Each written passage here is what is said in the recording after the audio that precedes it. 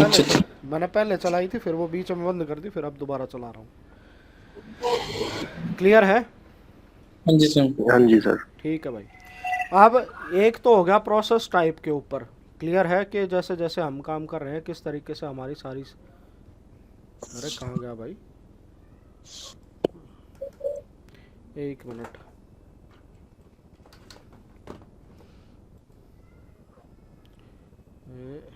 हाँ चलो ठीक है। क्लियर है भाई?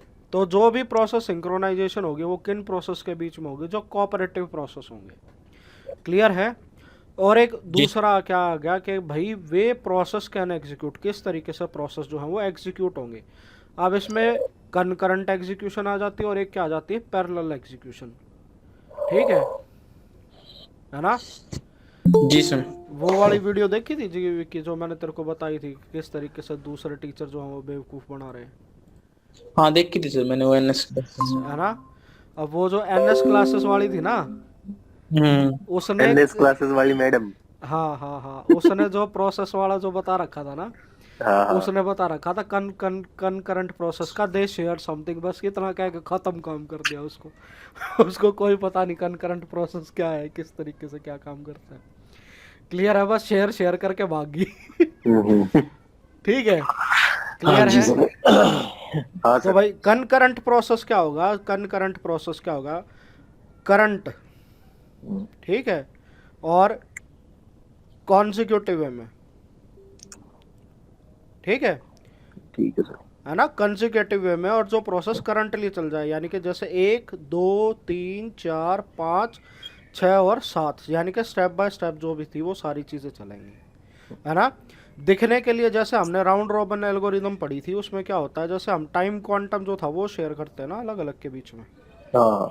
है ना?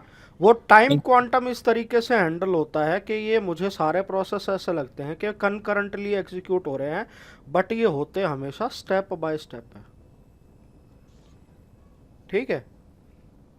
जी क्लियर सर। है? अब जो चीज़ स्टेप बाय स्टेप होगी, क्या उसमें मेरे को प्रोसेस सिंक्रोनाइजेशन की जरूरत पड़ेगी? नहीं। वहां पर हमें प्रोसेस सिंक्रोनाइजेशन की जरूरत नहीं पड़ेगी। तो यहाँ पर भी भाई जो है प्रोसेस सिंक्रोनाइजेशन की हमें ज़रूरत नहीं है। फिर उसके बाद आ जाती है हमारी पैरेलल एग्जीक्यूशन। अब पैरेलल एग्जीक्यूशन क्या कहती है कि भाई ये प्रोसेस भी चल रहा है और साथ में ये प्रोसेस भी चल रहा है, ये प्रोसेस भी चल रहा है, ये प्रोसेस भी चल रहा है, ये प्रोसेस भी चल रहा है एट टाइम टी। सपोज करो एट सेम टाइम ये सारी चीज़ें चल रहे हैं। तो जहाँ पर ये आ गया पैरेलल प्रोसेसिंग आ गई, वहाँ पे मेरे को प्रोसेस सिंक्रोनाइजेशन चाहिएगी या नहीं चाहिएगी? सर चाहिए कि दो प्रोसेस एक साथ चल रहे हैं। जहाँ पर भी पैरेलल प्रोसेस आ जाएगा या हाँ। कोऑपरेटिव प्रोसेस आ जाएगा, उन जगह पे हमेशा मेरे को प्रोसेस सिंक्रोनाइजेशन थी वो चाहिए ही चाहिए जरूर होगी। जरूर। क्लियर है? हाँ जी सर। ठीक है भाई। तो एक क्वेश्चन जो था तुम्हारा एग्जाम में यही बनता है। अब भाई चाहे वो हरियाणा का हो, राजस्थान का हो, दिल्ली का हो, या कहीं का भी लगा ले भाई, केवीएस का भी लगा ले, तो क्या ये क्वेश्चन की जो टाइप थी वो बदल जाएगी? नहीं सर। क्या नहीं सर। इसका आंसर बदल जाएगा? नहीं वही रहेगा। ठीक है। तो भाई एक बार सब्जेक्ट की तैयारी कर लो, फिर उसके बाद कोई भी एग्ज़ाम कर लो, वो सब में यही सारी चीज़ें आ जाएंगी। और एच टेट में जो आएगा सिर्फ यहाँ तक की बात पूछ सकता हूँ, इससे आगे पूछेगा नहीं इस बारे में। क्लियर है? हाँ जी सर। जी आगे सर। चले हम। हाँ सर। क्लियर हो गया ना? ये वाली पीडीएफ जो थी मैं ग्रुप में शेयर कर दूंगा, उसके बाद सारी सारी चीज़ें मिल जाएंगी तुम्हें। क्लियर है? ठीक है सर। अब ठीक भाई है सर। अगली हमारे पास जो चीज़ आती है वो क्या आती है, क्रिटिकल सेक्शन। ठीक है? क्रिटिकल सेक्शन, किसी को आइडिया है भाई क्या होता है भाई आइडिया या नहीं है? हेलो? पर हाँ तो था सर थोड़ा सा। एस एस मोनीश, आपको आवाज़ आ रही है? Sir. Hello? Hello? Hello. Yes, sir, I can able to hear you. Sir, अच्छा आवा actually, this is common for everyone or what is that? Yes yes yes, this is common for everyone. You are separately running some, it, for separately running some, what is the training sort of thing, na? It is not that one, na? If it is so, it will not be allowing me. Am I right? No I didn't get actually your query. This is a free class. I'm taking a batch. This is a free class, so I want everyone to understand some concept basic. So I Okay, have okay, already fine. told you Then I believed in free education, but if someone wants to attend a batch, then I have to devote my specific time to only for specific class. That's why I charge a fees. fine, sir. And just now only I have joined it. I doesn't know what it is happening there. Let me listen. Whatever you will be teaching, it will be good only. So we are going to study about process synchronization, and we have covered till now we have covered what is process synchronization, why do we need process synchronization, what are type of process, and what are ways to execute. We can execute any kind of process. So till now we have covered this part with an example, and I have covered the basic. So the guys who are currently studying from that starting of the session, they can tell you that whether they are able to get the concept or not. भाई विक्की, ये आपको समझ में आ गया? हाँ जी sir. भाई बाकी आपका कंसेप्ट क्लियर हो गया भाई? हाँ सर। चलो ठीक है, आगे से पढ़ें प्रोसेस सिंक्रोनाइजेशन क्या होता है, क्रिटिकल सेक्शन क्या होता है, क्लियर है? So yes Monish, are you able to get me if I sound more in Hindi और English? No, no problem, sir. I can able to follow Hindi. Okay okay okay okay. तो अब बात करते हैं हम प्रोसेस सिंक्रोनाइजेशन का solution क्या होता है, क्लियर है? भाई हम सब ने जो था C++ पढ़ने वाले हम तो सारे शायद, हाँ है सर। ना? हमने सब ने C++ पढ़ी और शायद डू वाइल लूप के बारे में भी जानते होंगे हम। हाँ सर। ठीक है भाई, एक क्वेश्चन तो जो बिल्कुल बेसिक क्वेश्चन बनता है वो यही बनता है कि डू वाइल लूप जो है वो मिनिमम कितना टाइम एग्जीक्यूट होता है?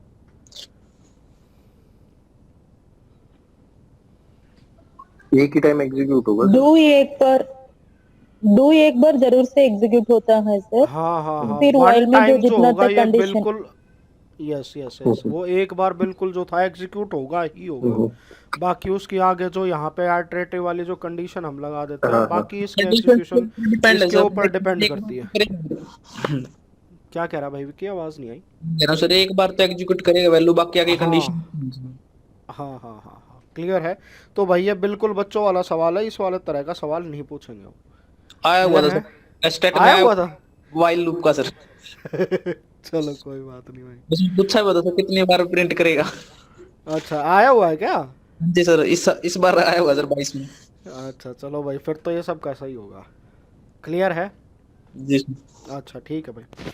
जैसे जैसे हम लूप बना लेते हैं, हमारा क्या होता है, अलग अलग जो भी हमारा प्रोग्राम हो चलता रहता है, क्लियर है? कि जैसे डू में आ जाओगे, हम क्या करते थे यहाँ पे कि अलग अलग वेरिएबल थे, कोई इसके अंदर C++ में डिक्लेयर कर सकते थे, C में तो नहीं। जैसे मैंने यहाँ पे लिख दिया इंट a = 5, क्लियर है ना? या यहाँ पे कोई और वेरिएबल इनिशियलाइज कर दिया b = 6, ऐसे करके हम कोई भी चीज़ें जो थी वो स्टार्टिंग में बना लेते थे, है ना? आवाज़ आ रही भाई? जी सर। जी ठीक सर। है। तो जैसे ही हमने यहाँ पे अमाउंट वाला एग्जांपल लिया था, सपोज करो मेरा क्या है, यही वाला प्रोग्राम चलता है और जिसमें हम क्या है, अमाउंट को जो है वो इनिशियलाइज कर देते हैं किसी भी चीज़ से, क्लियर है? तो जो अमाउंट हमने इनिशियलाइज करा है किसी प्रोसेस की पैरेलल एग्जीक्यूशन से, इसकी इनिशियलाइजेशन पे कोई फर्क पड़ेगा? नहीं। है ना? तो कोई भी फर्क नहीं पड़ेगा। तो जब तक हमारा कोई भी प्रोग्राम का कोड होता है और उसका वो वाला पार्ट, चाहे वो एक प्रोसेस के साथ चले या 10 प्रोसेस उसको साथ में चले, उसके इस वाले बिहेवियर से किसी चीज़ को इफेक्ट नहीं पड़ता, तो उन सारी चीज़ों को हम किस में लेके चलते हैं, उस वाली चीज़ों को हम लेके चलते हैं एंट्री सेक्शन में, है ना? जहाँ पे प्रोसेस क्या होता है, हमारा इनिशिएट होता है, ठीक है? जैसे प्रोसेस इनिशिएट होगा, उसके अंदर क्या रहेगा, कोई भी वैल्यू होगी, कोई भी वैल्यू इनिशियलाइज होगी, तो उसका किसी भी से नहीं फर्क पड़ेगा, उसको हम क्या बोल देंगे, एंट्री सेक्शन बोल देंगे, क्लियर है? फिर उसके बाद आता है हमारा क्रिटिकल सेक्शन, ठीक है? क्रिटिकल सेक्शन क्या है? क्रिटिकल सेक्शन मेरा वो पार्ट होगा जो ये बोलेगा कि भाई उसके अंदर जो वैल्यू आएगी, है ना, कि कोई भी सपोज करो, जैसे हम यहाँ पे अमाउंट की बात कर रहे थे, कि अमाउंट के अंदर जो भी वैल्यू आएगी उसके अंदर क्या वैल्यू रहेगी, वो डिपेंड करेगा कि कौन सा प्रोसेस P1 या P2 किस तरीके से रन हो रहा है ना? कि ये क्या हो जाता है, ये हो जाते हैं डिपेंडेंट स्टेटमेंट, ठीक है? जो किसी प्रोसेस के ऊपर डिपेंड करेगी। ये आ गया तो भाई इसके ऊपर डिपेंडेंसी अलग हो जाएगी, ये वाली चीज़ें आ जाएंगी, इसके ऊपर डिपेंडेंसी हो जाएंगी। या इनडायरेक्टली हम यहाँ पे कह सकते हैं मेरे प्रोग्राम का वो कोड जहाँ से एम्बिग्यूटी जो है वो जनरेट हो सकती है। क्लियर है? किसी भी तरह की एम्बिग्यूटी जनरेट हो सकती है कि उसके स्टेटमेंट के पहले या बाद में एग्जीक्यूट होने से वो सारी की सारी चीज़ें हमारे पास कहाँ पर आती है, वो आती है हमारे क्रिटिकल सेक्शन में। क्लियर है? जी सर। ठीक है।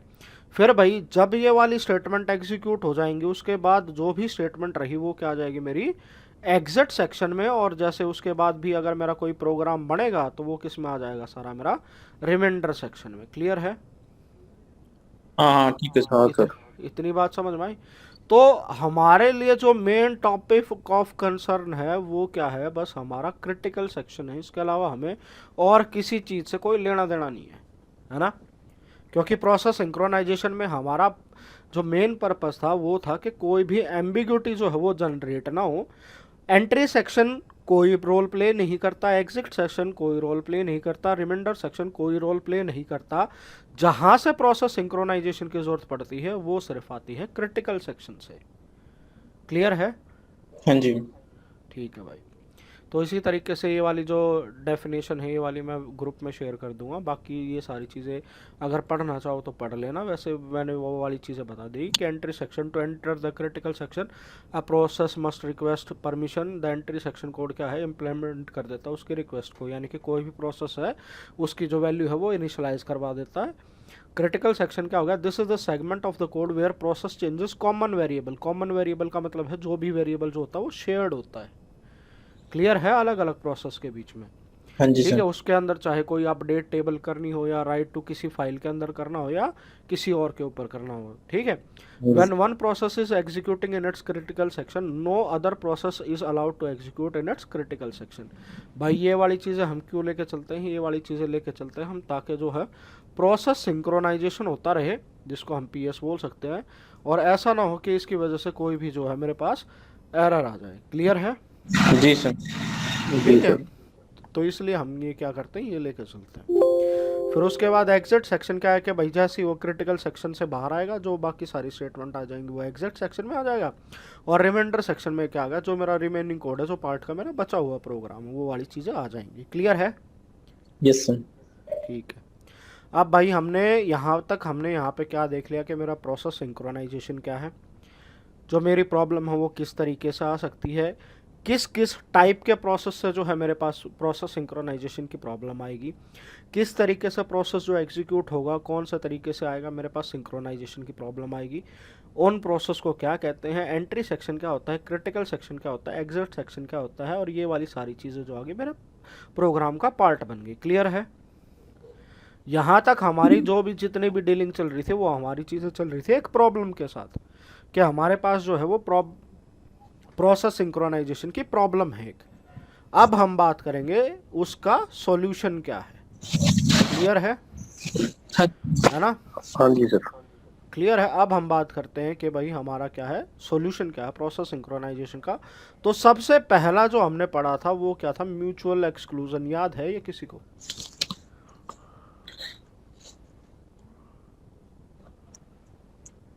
हाँ या ना?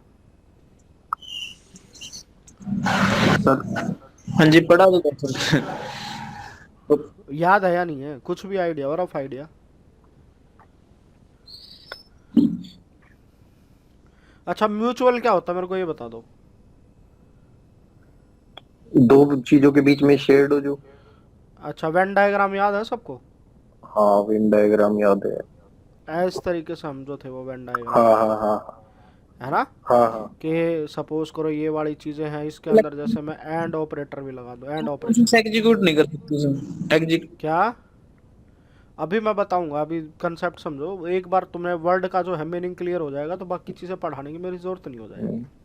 अगर हमें कंसेप्ट समझ लेंगे ना, अगर ये वाली चीजें याद रही तो बाद में कोई और चीज नहीं आएगी हमारे। क्लियर है? ठीक है सर। ठीक है। अब सपोज करो कि भाई ये वाला जो पार्ट है ये वाला क्या हो जाएगा, दोनों में कॉमन आएगा। ठीक है, क्लियर है? अब सपोज करो मेरे पास ये क्या है, मेरा प्रोसेस 1 है और ये क्या है, मेरा प्रोसेस 2 है। क्लियर है? हेलो, क्या डाउट है क्या बीच में कोई किसी को? नहीं नहीं। अच्छा, बीच में आवाज आ रही थी। चलो ठीक है कि मेरे पास ये प्रोसेस है भाई, और ये वाला जो एरिया है, ये वाला दोनों के बीच में शेयर हो रहा है, ये वाला, है ना? हाँ जी सर। और अब ये वाली चीज क्या होगी, इसको हम क्या बोलेंगे, म्यूचुअल होगा ये, है ना? दोनों के बीच में शेयर हो रहा है तो हाँ उसको हम सर। क्या कह देते हैं, म्यूचुअल कह देते हैं। हम्म। एक्सक्लूजन का मतलब क्या होता है, बाहर निकालना। हम्म। ठीक है, क्या करना, बाहर निकाल देना। ठीक है ना? एक मिनट, हाँ जी सर। क्लियर है? हाँ। म्यूचुअल का मतलब जो भी चीजें शेयर हो रही हैं, एक्सक्लूजन का मतलब बाहर निकाल दो। क्लियर है? हाँ जी सर। अब ये वाला जो रीजन था, जो वाला केरिया का रीजन था, अगर ये वाला शेयर हो रहा है P1 और P2 के बीच में, अगर P1 इसको यूज कर रहा है, इफ P1 इज यूजिंग, ठीक है, तो P2 को बाहर निकाल दो। ठीक है, अगर P2 इज यूजिंग तो P1 को बाहर निकाल दो। क्लियर है? समझ आया? हाँ सर। है ना? ये वाला जो भी रीजन था, जो दोनों के बीच में शेयर हो रहा था, अगर भाई इस वाले का एरिया का यूज अगर P1 कर रहा है तो P2 इतना यूज नहीं कर पाएगा। क्लियर है? अगर P2 यूज कर रहा है तो इतना P1 यूज नहीं कर पाएगा जब तक उसको P1 यूज कर रहा है। क्लियर है? हाँ सर। बात समझ में आ गई? और ये वाला जो प्रोसेस जो बीच में शेयर्ड होता है, जो दोनों के बीच में म्यूचुअल था, इसको हम क्या बोलेंगे, क्रिटिकल सेक्शन। क्लियर है? हाँ सर। है ना? अब जैसे ही हमने यहाँ पे अमाउंट वाला एग्जांपल लिया था, ये वाला था अमाउंट वाला, कि मेरे पास एक प्रोसेस P1 था जो एग्जीक्यूट कर रहा था और एक P2 था एग्जीक्यूट कर रहा था। अगर सपोज करो हमने क्या किया था, कनकरेंटली इसको एग्जीक्यूट करा दिया था, है ना? हाँ है ना? हाँ हाँ। अब म्यूचुअल एक्सक्लूजन क्या कहता है, अगर P1 उसके ऊपर यूज करेगा तो P2 यूज नहीं करेगा। कि सपोज करो अगर P1 इसकी वैल्यू अपडेट कर रहा था तो P2 इसको यूज नहीं कर सकता, तो क्या होता है, ये 8000 कर देता और ये क्या कर देता, फिर उसके बाद ये जब ये छोड़ देता तो ये -2000 कर देता, तो अमाउंट कितना आ जाता मेरा, 6000 आ जाता। क्लियर है? हाँ या ना? हाँ सर। भाई ऐसे हाँ या ना वैसे जबरदस्ती मत बोलो, अगर नहीं समझ में सर, आया तो आ ठीक है, गया आ गया अगर कोई डाउट है तो बताओ। आ गया सर, आ गया। क्लियर है? तो ये वाला जो पार्ट बन जाएगा इसको बोलते हैं म्यूचुअल एक्सक्लूजन। अगर म्यूचुअल एक्सक्लूजन का कंसेप्ट समझ में आ गया तो प्रोसेस सिंक्रोनाइजेशन होगी हमारी खत्म। अगर ये वाली चीज हमने समझ ली, हमें अल्टीमेटली क्या करना है, हमें हमारा टारगेट यही है, चाहे वो किसी भी तरीके से करूं, कि जो भी म्यूचुअली पार्ट जो शेयर्ड हो रहा है वो एक टाइम पे एक यूज करेगा, दूसरा यूज नहीं करेगा। क्लियर है? उसके लिए मेरे को क्या करना है, उसके लिए मैं क्या कर सकता हूँ, अलग अलग से क्या कर सकता हूँ, कि सपोज करो मैं कोई वेरिएबल वैल्यू ले देता हूँ। ठीक है, क्योंकि कोई वेरिएबल ले लिया कि भाई यूज करेगा तो उसकी वैल्यू कुछ और हो जाएगी, जब फ्री होगा तो उसकी वैल्यू कुछ और हो जाएगी। सपोज करो 1 और 0 लेके चल जाता हूँ मैं। क्लियर है? हाँ जी सर। है ना? इसी चीज को शो करने के लिए कि भाई उसको यूज कर रहा है कोई तो 1 वैल्यू आ गई, फ्री है तो 0 आ गई। इतनी चीज कंसेप्ट समझ में आया? जी सर। अगर 0 1 करेंगे ये होगा बाइनरी सेमाफोर। अच्छा। ठीक है, अगर कोई भी वैल्यू यूज कर रहा हूं तो उसको क्या बोल दिया, सेमाफोर। ठीक है, बात समझ में आई? है ना? हाँ सर। अगर इसी काम को कराने के लिए मैं क्या कर देता हूं, जैसे हमारे पास किसी को CSMACD वाला याद है, CSMACD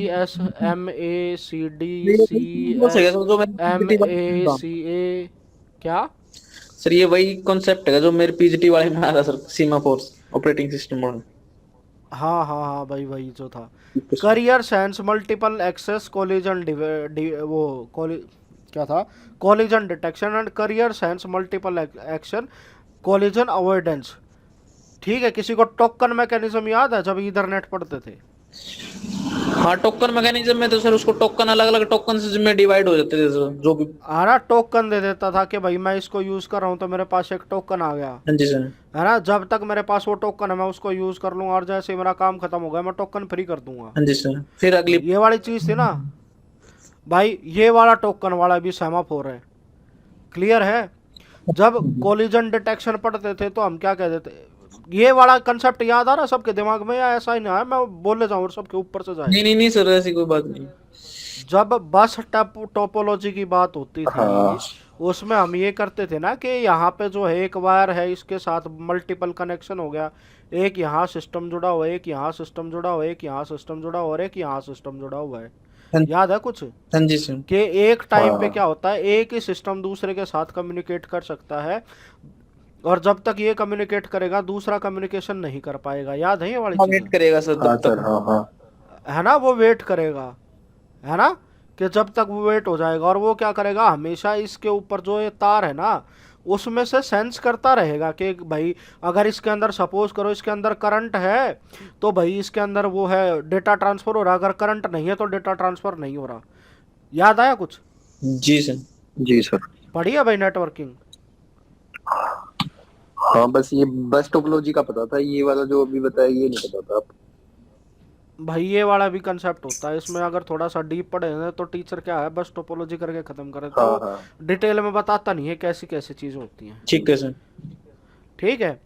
अब बस टोपोलॉजी में ये हो जाता था, तो जैसे जैसे हम इसको यूज करते थे ना, जैसे जैसे करंट ट्रांसफर होता था, वो क्या करता था, जैसे उसने एक बार चेक किया, अब जैसे वो बार बार इसका करंट चेक करता रहेगा तो बिना बात के काम करता रहेगा, हाँ जी सर। है ना। तो उसको हम क्या कह देते थे, एक रैंडम टाइम के लिए हम क्या कर देते थे, उसको आउट कर देते थे, रैंडम टाइम आउट दे देते थे कि भाई सपोज करो उसने एक बार करियर सेंस करा, बोला अगला 5 सेकंड के बाद करेगा, उसके बाद भी सपोज करा कोई रैंडम आ गया 15 सेकंड के बाद करेगा, उसके बाद भी आ गया सपोज करो 15 सेकंड के बाद चेक करेगा। तो यूं करके क्या होता था, उसको रैंडम वैल्यू मिलती रहती थी। क्लियर है हाँ जी सर। कि जैसे उसने ये चेक किया कि ये वाली जो चीज़ है ये वाली कि इसके अंदर सेंसिंग हो रही है, तो वो क्या करेगा रैंडम टाइम के लिए टाइम आउट हो जाएगा और उसके बाद दोबारा सेंस करेगा। क्लियर है? हाँ जी सर। बात समझ में आई? तो जैसे ही हम प्रोसेस सिंक्रोनाइजेशन की बात कहते हैं कि अगर मेरा प्रोसेस इस तरीके से आ जाता है यहाँ से वहाँ तक, तो इसी के कंसेप्ट के ऊपर जितना भी है ना, अगर मैं बात करूँ सीएस में कोई ऐसा नहीं अगर एक सब्जेक्ट आ गया तो दूसरा नहीं आ जाएगा, बट इस तरीके से लिंकिंग कर दोगे तो सारे सब्जेक्ट क्लियर हो जाएंगे। अब देखो ज़्यादा बोल गया बीच में, अभी बात सुनना, टॉपिक से नहीं हटेंगे हम। इसमें क्या था, रैंडम टाइम के लिए टाइम आउट हो रहा था। हाँ जी सर। तो जैसे ही मेरा प्रोसेस यहाँ पे क्या आता है, एक प्रोसेस अगर क्रिटिकल सेक्शन को यूज़ कर रहा है और दूसरा उसको चेक करता है कि ये अभी यूज़ कर रहा है, तो ये भी क्या हो जाएगा, एक रैंडम टाइम के लिए टाइम आउट हो जाएगा और ये उसके बाद उसको चेक करेगा, और इसी चीज़ को हम क्या बोल देते हैं, बाउंडेड वेटिंग भी बोल देते हैं। क्लियर है भाई कंसेप्ट थोड़ा बहुत? दोबारा रिपीट करना सर एक बार। अच्छा चलो शुरू से बताता हूँ। प्रोसेस सिंक्रोनाइजेशन के सॉल्यूशन के अंदर हमारा काम क्या है कि जो म्यूचुअली जो डेटा शेयर हो रहा है जिसको हम क्रिटिकल सेक्शन यूज बोलते हैं, उसको एक टाइम के अंदर एक ही प्रोसेस जो है वो एग्जीक्यूट करे। क्लियर है ना? हाँ जी सर। अब उसके लिए हम क्या कर सकते हैं, उसके लिए हम अलग अलग टेक्निक बना सकते हैं कि मुझे कैसे पता चलेगा कि ये प्रोसेस अगर बीच में शेयर हो रहा है तो दूसरे प्रोसेस को किस तरीके से इंफॉर्मेशन मिलेगी कि भाई ये शेयर में है या फ्री पड़ा है। क्लियर है? हाँ जी सर। हाँ जी सर। उसके लिए हम क्या करते हैं, अलग अलग टेक्निक यूज कर देते हैं, अलग अलग वेरिएबल दे देते हैं। एक में सपोज करो मैंने वेरिएबल दे दिया, अगर ये यूज हो रहा होगा तो वैल्यू 1 आ जाएगी, अगर फ्री होगा तो वैल्यू 0 आ जाएगी। क्लियर है? जी सर। अगर वैल्यू 0 और 1 यूज हो रही है तो इसको हम क्या देते हैं, बाइनरी सेमाफोर। अगर इसके बाद अगर सिग्नल और वेट का कोई कंसेप्ट चलता है तो उसको हम क्या कहते हैं, सिर्फ सेमाफोर कह देते हैं।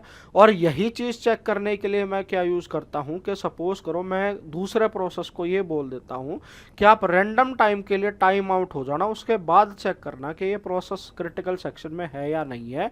उस चीज़ को हम क्या बोल देते हैं, बाउंडेड वेटिंग। ठीक है सर। क्लियर है? हाँ जी। बात समझ में आई? हुआ ना कि हमें तो क्या करना है, सिर्फ हमें ये चीज़ें चेक करनी है कि ये म्यूचुअल सेक्शन में ना हो। ठीक है, बाउंडेड वेटिंग का कंसेप्ट कुछ और था, बट इसमें जो बनेगा वो इसी तरीके से बनेगा। क्लियर है, समझ आया भाई? इसके साथ साथ हमने क्या था, टोकन रिंग और ईथरनेट का कंसेप्ट भी पढ़ लिया, हमें पढ़ लिया CSMA और CD क्या है और CA क्या है। ठीक है, ये वाले टॉपिक जब नेटवर्किंग करेंगे तो डिटेल में बता दूंगा। Okay sir. ठीक है, अब भाई ये क्या कहता है, म्यूचुअल एक्सक्लूजन। म्यूचुअल एक्सक्लूजन का मतलब जो पार्ट शेयर हो रहा है उसको सिर्फ एक ही यूज करे कि process have to abide to this rule. Abide का मतलब ये भी क्या होता है भाई, ये जो उसकी होती है ना, नीतू सिंह की हाँ।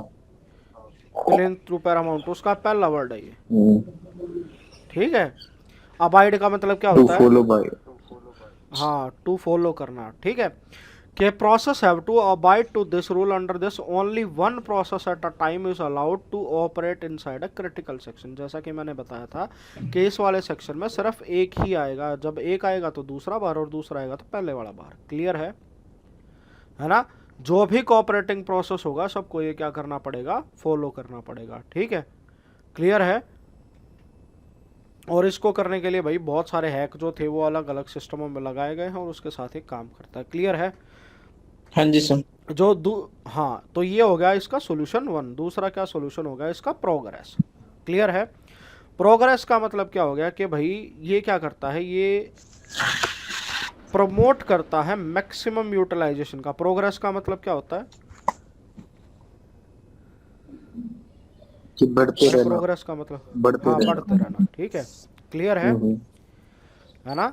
ये प्रोग्रेस क्या कहता है, if there is no thread in the critical section, अगर कोई भी क्रिटिकल सेक्शन में कोई थ्रेड नहीं होता, there are thread waiting for critical section, they must be allowed immediately to access the critical section. बस प्रोग्रेस ये कहती है, प्रोग्रेस ये कहता है कि जैसे ही आपका खाली हो ना, झट से दूसरा प्रोसेस जो है वो उसको दे दो, क्रिटिकल सेक्शन उसको दे दो। हाँ जी सर। क्लियर है ना? कि जो मेरा जो क्रिटिकल सेक्शन है वो फ्री मत रहना दो, आप देते रहो देते रहो देते रहो। क्लियर है? बट एक टाइम पे एक ही देना है। क्लियर है? हाँ जी। है ना? जी सर। अब बाउंडेड वेटिंग का कंसेप्ट समझो। If a process P1 has asked for entry in critical section, अगर P1 क्या कहता है, अगर ये पूछता है कि क्रिटिकल सेक्शन में इसको एंट्री लेनी है, यानी कि एंट्री सेक्शन में आके ये बोलता है कि भाई मेरे को क्रिटिकल सेक्शन में जाना है, there is a limit on the number of process that can enter to the critical section, के भाई उसके अंदर हम क्या करते हैं, अपर लिमिट लगा देते हैं कि कितने प्रोसेस जो है वो उसके अंदर क्रिटिकल सेक्शन के अंदर ऐड हो जाते हैं। क्लियर है? अब क्या होता है, since a large number of process are allowed to enter into critical section, the P1 may starve forever to get its entry. क्या ऐसा हो सकता है कि उसको जो है बहुत सारे प्रोसेस जो है जो पहले ही वेट कर रहे होंगे, उसके साथ घुस के जो है कोई भी क्या होगा उसके लिए वेट करना पड़ेगा।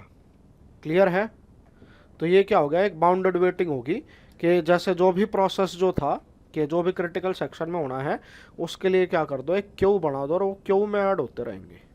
ठीक है, ये था बाउंडेड वेटिंग का कंसेप्ट। बट बाउंडेड वेटिंग जहाँ पे क्यू बन जाती है वहाँ पे क्या आ जाता है, मेरा स्टारवेशन आ जाता है। स्टारवेशन समझते हो?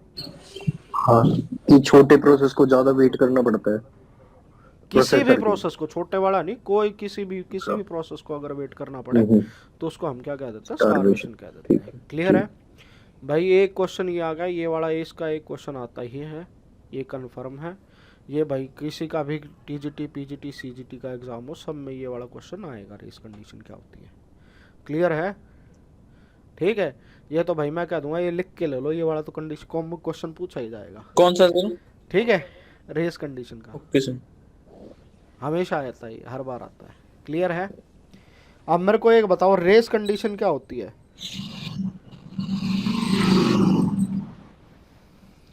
किसी को पता है? हाँ या ना, जल्दी बताओ। अरे हाँ है तो हाँ कर दो, ना है तो ना कर दो। कोशिश करेगा हर कोई क्रिटिकल सेक्शन को में जाने की। हाँ हाँ हाँ, रेस करेगा, कोशिश हाँ नहीं, हाँ। रेस करेगा। ठीक है, तो भाई जहां पर मल्टी थ्रेडेड एप्लीकेशन आ जाती है, इस चीज का ध्यान रखना। वेयर एक तो ये क्वेश्चन पूछा जाएगा कि रेस कंडीशन कहाँ राइज होती है, जहां पर मल्टी थ्रेडेड एप्लीकेशन हो जाए। अब स्टार्टिंग में ही हमने जो था इससे अपना कंसेप्ट जो था वो क्लियर कर लिया था कि जो प्रोसेस या कोई भी सिंक्रोनाइजेशन की कंसेप्ट वहीं आएगा जहां पर थ्रेडिंग होगी। सबसे पहला वर्ड जो था वो थ्रेड ही लिखा हुआ था शायद, है ना, थ्रेड ही था, है ना, सर क्लियर है। हाँ, application is the problem of race condition. A race condition of a program is its behavior depend on relative timing of the interleaving of multiple thread of a process. बात समझ में आई भाई? यहाँ पे क्या लिखा हुआ है, किसी को समझ में आई तो मेरे को बताओ। One of the most problem multi-threading applications has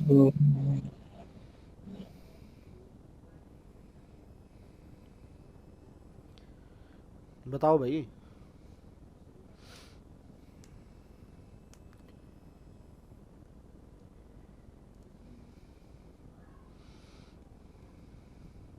हाँ या ना, आया समझ में या नहीं आया, जल्दी बताओ। सर इसको एक्सप्लेन कर दो एक बार। अच्छा ठीक है भाई, पढ़ना सिखा देता हूँ, जरूरी नहीं है मेरे पास से भी पढ़ो, खुद भी पढ़ो, तो कैसे पढ़ोगे वो चीज़ें बता देता हूँ। ठीक है, किसी भी स्टेटमेंट का मतलब निकालना। और रेस कंडीशन भाई, सबसे पहले तो ये क्या आ गया, मेरा सब्जेक्ट आ गया, यहाँ तक कोई चीज़ नहीं। एक रेस कंडीशन क्या होती है, इस अ कंडीशन इतनी होती है भाई कि कंडीशन होती है किसकी, ऑफ अ प्रोग्राम की। यहाँ तक का लाइन का मतलब क्लियर हुआ। रेस कंडीशन क्या होती है, किसी एक प्रोग्राम की एक कंडीशन होती है ना, ठीक है। वेयर इट्स बिहेवियर, कहाँ पर वो जैसा बिहेव वो करेगी, उसके ऊपर डिपेंड रहेगा सर। है ना, वो उसका बिहेवियर डिपेंड ऑन क्या करेगा, रिलेटिव टाइमिंग। अब अगर रिलेटिव का मतलब क्लियर है तो ये सारी चीज़ें क्लियर हो जाएंगी। रिलेटिव का जैसे मैंने बताया था ना, किसी भी प्रोग्राम का बिहेवियर, रिलेटिव का मतलब क्या है, P1 का P2 से रिलेशन या P1 का P2 से रिलेशन। ठीक है, ये किसके रिस्पेक्ट में चल रहा है, ये किसके रिस्पेक्ट में चल रहा है, जहां वे किसी चीज से एक रिलेट कर सकें। क्लियर है जी जी कि रिलेटिव टाइमिंग और इंटरलीविंग, इंटरलीविंग का मतलब क्या होता है, कौन किसको कहां पर छोड़ के जा रहा है, ऑफ मल्टीपल थ्रेड और प्रोसेस। क्लियर है, जहां पर किसी भी क्या होगी, एक प्रोग्राम की वो कंडीशन होगी जहां उसका बिहेवियर डिपेंड करेगा कि रिलेटिव टाइमिंग क्या रही, किसी या तो रिलेटिव टाइमिंग या किस टाइम पर कौन सा प्रोसेस जो था उस प्रोसेस को छोड़ के चला गया। अब सीधे वर्डों में बात सुनो, क्लियर है। यहां पर हमने अमाउंट वाला एग्जांपल लिया था, हाँ सर। है ना। अब भाई अगर P1 पहले एग्जीक्यूट हो जाता या P2 पहले एग्जीक्यूट हो जाता तो इसके ऊपर सारा फर्क पड़ता, है ना। कि सपोज करो अगर सब हम क्या है P2 को पहले एग्जीक्यूट करा देते तो बीच में अमाउंट की वैल्यू क्या हो जाती, कि अगर P2 इंक्रीज होता तो एक टाइम पे अमाउंट की वैल्यू क्या आनी चाहिए थी, वो आ जाती 3000, है ना। अगर P1 एग्जीक्यूट होता तो अमाउंट की वैल्यू क्या आ जाती 8000, है ना। यही होता या नहीं होता? अरे हाँ या ना, जल्दी बताओ। हाँ सर होता। है ना, तो यही वाली चीज के कोई भी प्रोसेस किस टाइम पर कैसे एग्जीक्यूट हुआ है और उसके बिहाफ पे किसी भी प्रोसेस की वैल्यू क्या रहेगी, वो किस चीज के ऊपर डिपेंड करती है, उसी चीज को क्या कहते हैं हम, रेस कंडीशन कहते हैं। ठीक है, समझ आया। तो यहाँ जो एक्चुअली में जो अमाउंट के साथ हो रहा था वो क्या हो रहा था, रेस कंडीशन हो रही थी कि भाई जोन सा रेस में फर्स्ट आया उसके बिहाफ पे जो है किसी भी प्रोसेस की वैल्यू क्या रहेगी, वो उसके ऊपर डिपेंड रहेगी कि फर्स्ट पहले आ गया तो ये इसके ऊपर डिपेंड रहेगी, अगर ये 2 आ गया तो इसके ऊपर डिपेंडेंट रहेगी। क्लियर है? हाँ या हाँ ना? जी। थोड़ा बहुत भी थोड़ा बहुत समझ में आया? अभी भी नहीं डाउट? नहीं वो नहीं है डाउट। क्लियर हुआ कंसेप्ट? हाँ सर। चलो आगे बढ़े। हाँ ठीक है भाई, इससे रिलेटेड क्वेश्चन ही आएगा, उसमें यही क्या हो जाएगा, इसकी बेसिक डेफिनेशन आ जाएगी। और आज धोखा अगर कोई ढंग का पढ़ने वाला होगा तो ये जो बताया था ना, ये स्टेटमेंट से हम आंसर कैसे निकाल सकते हैं, या तो उसका क्लियर होगा या वरना भाई जो रट क्या होगा वो वाली चीज़ बता देगा। क्लियर है। बट रेस का क्या समझना है कि कोई भी सॉफ्टवेयर की अगर कोई भी मान लो कोई भी प्रोसेस हो गया, उसकी किसी भी एक वैल्यू का आंसर आना वो डिपेंड करेगा कि एक ये अगर मल्टीपल प्रोसेस है, सपोज करो P1 P2 और P3 है, तो अगर उसमें P3 अगर एग्जीक्यूट होगा तो एक टाइम पे इसकी वैल्यू अलग आ सकती है, P2 अलग हो गया तो अलग आ सकती है, और P1 होगा तो अलग आ सकती है। तो ये वाली जो कंडीशन बनती है इसको हम क्या कहते हैं, रेस कंडीशन कहते हैं। क्लियर है? ठीक है सर। जहां पर किसी भी प्रोग्राम की स्टेटमेंट का रिजल्ट डिपेंड करेगा किस प्रोसेस के बीच में कैसी रेस हुई है। और इजी वर्ड में समझ में आ गया ये? चले हाँ जी सर। हाँ सर। ठीक है भाई, अब क्लियर है भाई। ये वाली सारी चीज़ें थी, ये तो था हमारा सिर्फ प्रोसेस कम्युनिकेशन के ऊपर, प्रोसेस सिंक्रोनाइजेशन के बीच में। अब मेरे को ये बताओ, inter process communication, message passing, ये वाला जो है लंबा टॉपिक है। टेस्ट एंड सब स्वैपिंग कैसे करेंगे हम, हार्डवेयर सिंक्रोनाइजेशन क्या होती है, सॉफ्टवेयर सिंक्रोनाइजेशन क्या होती है, ये वाली कल वाली क्लास में करेंगे हम। सेमाफोर क्या हो गया, बाइनरी सेमाफोर, काउंटिंग हाँ सेमाफोर। सर, बड़ा ठीक है, टॉपिक ये एक क्लास में बढ़ेगा। बड़ा टॉपिक, हाँ हाँ, ये टॉपिक जो है वो बड़ा है, और हमें क्या करना है, सिर्फ इतनी वाली चीज़ें समझनी है। क्वेश्चन सिर्फ इससे आएगा, इससे बाहर कोई क्वेश्चन नहीं आएगा। अगर नेट की तैयारी कर रहे होगे भाई तो ही जो क्वेश्चन इनसे बाहर आ जाएगा, वरना और किसी में इतना क्वेश्चन आएगा नहीं, क्योंकि जो भी इनसे रिलेटेड क्वेश्चन बनता है वो काफ़ी लंबा बन जाता है। ठीक है, या बिल्कुल बेसिक क्वेश्चन आएगा, P1 P2 ये इस तरीके से एग्जीक्यूट हो रहे थे तो कौन सा किस टाइम पे एग्जीक्यूट होगा, ये वाली चीज़ थी। क्लियर है भाई? हाँ सर। अब मेरे को ये बताओ भाई, आज की क्लास में किसी को कोई भी डाउट रहा है तो मेरे को पहले तो वो बता दो एक बार, कोई भी ऐसा टॉपिक हो जो ना समझ में आया हो। इसमें तो कोई डाउट नहीं है सर, नई यूनिट थी और नए तरीके से। ठीक है सर। ठीक है, अब इसको भूल जाओगे या याद रहेगा? कौन सा सर? ये वाला टॉपिक जो था, मेरे हिसाब से अब तो दोबारा पढ़ने की जरूरत नहीं है। इंडिपेंडेंट होगा तो क्यों होगा, कोऑपरेटिव होगा तो क्यों होगा, कनकरेंट होगा तो क्यों होगा, पैरेलल होगा तो क्यों होगा। देखो सर, देखना तो पड़ेगा सर एक बार तो, बाकी ये है कि कॉन्सेप्ट क्लियर होगा सर। हाँ भाई कंसेप्ट अगर क्लियर होगा, अब अगर चाहते हो ना बाकियों की तरह, मैं इसी पर रिलेटेड 50 क्वेश्चन दे दूंगा, बोलूंगा मैंने क्वेश्चन की PDF भी दे दी और ये भी करवा दिया, तो मैं ये भी प्रोवाइड करवा जा रहा है, ये भी प्रोवाइड करवा जा रहा है, ये भी प्रोवाइड करवा जा रहा है। कंसेप्ट ना समझाओ, बस क्वेश्चन दे दो। क्लियर है? वो वाला तरीका मेरे को पसंद नहीं है। हाँ ठीक है, अब मेरे हिसाब से तो ये वाला टॉपिक क्लियर हो गया होगा, क्यों है क्या नहीं है। अगर कोई भी डाउट रहता है किसी भी केस में तो वो मेरे को एक बार बता दो। रेस कंडीशन के ऊपर क्वेश्चन जरूर आएगा, इसकी डेफिनेशन आएगी यूं की यूं। ठीक है, साथ साथ में हमने ओवरराइडिंग और ओवरलोडिंग का कंसेप्ट भी कर लिया, हमने CSM में CD का भी कर लिया। फंक्शन ओवरलोडिंग, पॉलीमॉर्फिज्म क्या होता है, ऑपरेटर ओवरलोडिंग, ओवरराइडिंग क्या होता है, ये वाला क्वेश्चन भी आ गया था। क्लियर है ना? और एक तो क्वेश्चन कौन सा विकी कह रहा था जो तेरे स्टेट में ही आया था, जो मैंने बोला था अभी, डू वाइल वाला वो क्लियर है ना? डू वाइल वाला तो अगर एक वाइल लूप, अगर एक डू वाइल एक बार चलेगा तो क्या प्रिंट होगा? हाँ, क्लियर है? हाँ जी सर। ठीक है भाई, और कोई डाउट अगर और किसी का कोई क्वेश्चन हो किसी के बारे में तो पूछ सकता भाई। इसमें तो ठीक है सर, ये यहाँ तक तो आ गया, यहाँ तक तो यहाँ तक आ कोई गया? डाउट नहीं है। चलो कल वाली क्लास और फ्री रहेगी, ये वाला टॉपिक तो मैं क्लियर करवा दूंगा, ऐसा नहीं है आधा टॉपिक करवा के आधा नहीं छोड़ नहीं दिया। ठीक है सर। हाँ ठीक है भाई विक्की, तेरा कंसेप्ट क्लियर हुआ? हाँ जी सर। ठीक है, कितनी बार पढ़ा था तूने इससे पहले? पढ़ के देखा था ये कभी या नहीं हुई? पढ़ के कॉलेज टाइम पे पढ़ा हो? डाउट वो हो गया सर। कॉलेज टाइम पे समझ में आ गया था? आ गया सर, उस टाइम भी पर वो रट्टेबाजी वाली बात थी सर, वो पेपर पास करना बस। चलो कोई बात नहीं। एस मोनिश, आपको आवाज आ रही है? Yes Monish, are you listening? Yes, sir, I am listening, sir. So are you able to get the topic? Yes, sir, you have explained very nicely, everything it is clear, sir. Sir, I would like to know, now they have announced the vacancy for the KV also. Is the syllabus is relevant Yes. with that or something else?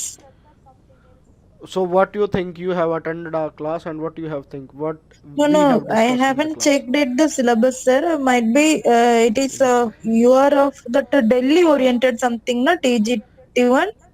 No, it's for the name. So we can't differentiate between the Delhi oriented or KVS oriented. The If you are syllabus able will to be get the similar for concept, if every. you have, Yes, it is of BTech Computer Science, and they ask only from BTech Computer Science. And operating system is the very most important topic of each and every exam. Okay, sir. Okay, sir. Yeah, it consists of most of the question of any kind of exam, whether it will be of Haryana, Delhi, or somewhere else. Sir, only one small request, sir. Just I would like to know the weightage of each subject, sir. With that, we can able to know that which subject we want to give more preference. So, are you following my previous lectures on this No, playlist or only not? in the beginning I have seen. Later by that, when you have started your classes, actually Delhi sort of things and all I can't attend at all, sir. Only for KV I can do because I was not up to the age limit whichever you people are looking forward for. Mm, okay. So So, KV and all just till go 40 they are to. giving so that we can able to do for few more years also. Okay. Okay. Just let me tell you something. So, I have uploaded a video saying day 10. Day 10 classes there. Okay, sir. Okay, and I have given the TGT CS paper analysis. Okay.